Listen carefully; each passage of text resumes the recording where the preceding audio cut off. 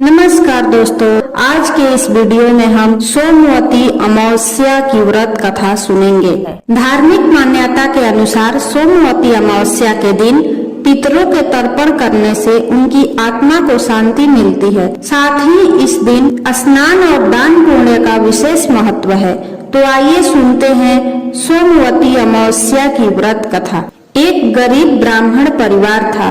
उस परिवार में पति पत्नी के अलावा एक पुत्री भी थी। वह पुत्री धीरे धीरे बड़ी होने लगी। उस पुत्री में समय और बढ़ती उम्र के साथ सभी स्त्रियोचित गुणों का विकास हो रहा था। वह लड़की सुंदर, संस्कारवान एवं गुणवान थी, किंतु गरीब होने के कारण उसका विवाह नहीं हो पा रहा था। एक दिन उस ब्राह्मण के घर एक साधु महाराज आए। वो उस कन्या के सेवा भाव से काफी प्रसन्न हुए। कन्या को लंबी आयु का आशीर्वाद देते हुए साधु ने कहा कि इस कन्या के हथेली में विवाह योग्य रेखा नहीं है।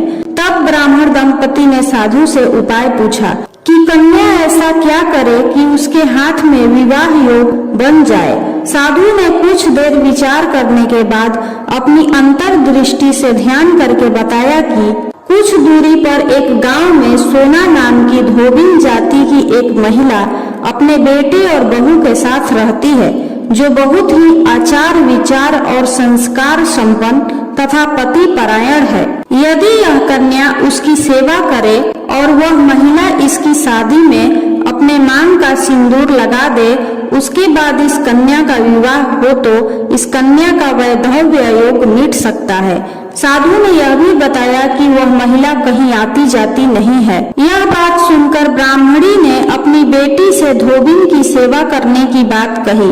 अगले दिन से ही कन्या प्रातः काल ही उठकर सोना धोबिन के घर जाकर साफ सफाई और अन्य सारे काम करके अपने घर वापस आ जाती। एक दिन सोना धोबिन अपनी बहू से कहने लगी कि तुम तो सुबह ही उठकर सारे काम कर लेती हो और पता भी नहीं चलता।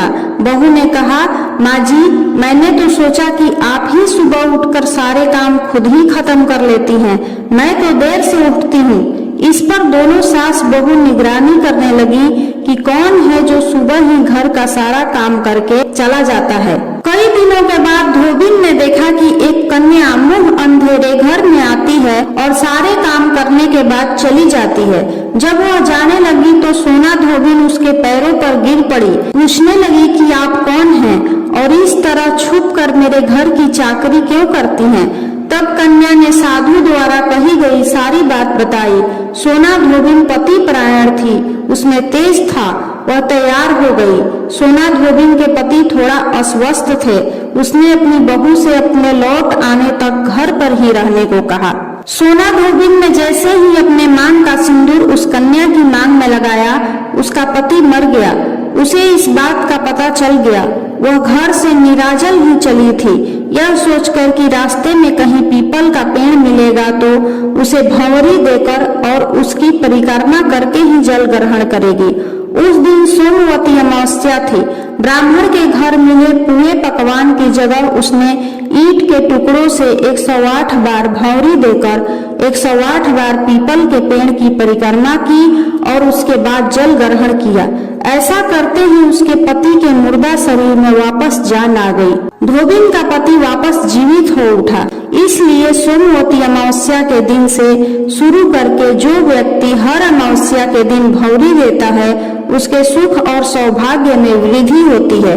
पीपल के पेड़ में सभी देवों का वास होता है। अतः जो व्यक्ति हर अमावस्या को न कर सके, वह सोमवार को पड़ने वाली अमावस्या के दिन 108 वस्तुओं की भंवरी देकर सोना धोबिन और गौरी गणेश का पूजन करता है, उसे अखंड सौभाग्य की प्राप्ति होती है।